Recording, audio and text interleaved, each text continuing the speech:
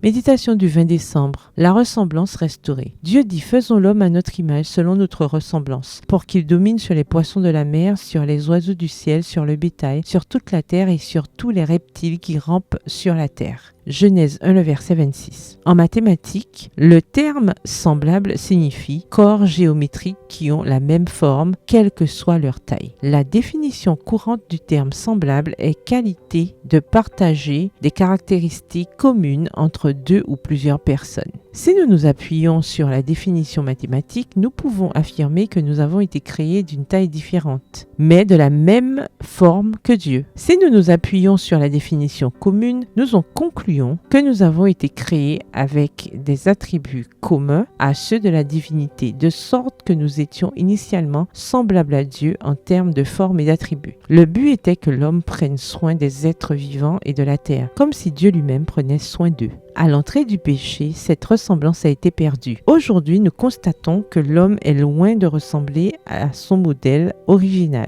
Dans la forme et les attributs, nous avons perdu notre ressemblance avec Dieu. Nous voyons souvent les humains, au lieu de prendre soin de la nature, prendre plaisir à ôter la vie à des créatures innocentes. Mais n'allons pas jusqu'à l'extrême. Ne pas prendre soin de l'environnement est la preuve que nous nous sommes éloignés de la ressemblance divine. Sur la place du marché d'une ville italienne a été érigée une statue d'une esclave grecque habillée avec le plus grand soin. Une petite fille qui passait dans la rue, toujours mal habillée et échevelée, est venue un jour contempler la statue avec admiration. Après être restée longtemps plongée dans sa contemplation, elle a soudain couru chez elle pour se laver le visage et se coiffer. Un autre jour, elle s'est arrêtée pour contempler la statue et a ressenti à nouveau le désir de lui ressembler. Elle est rentrée chez elle en courant et a elle-même lavé ses vêtements. Chaque fois qu'elle regardait la statue de l'esclave, elle découvrait un détail digne d'être imité et elle les a tous imités jusqu'à ce qu'elle soit complètement transformée. Extrait Histoire adaptée de Las Hermosas Enseñanzas de la Biblia. Les belles leçons de la Bible, à la page 529.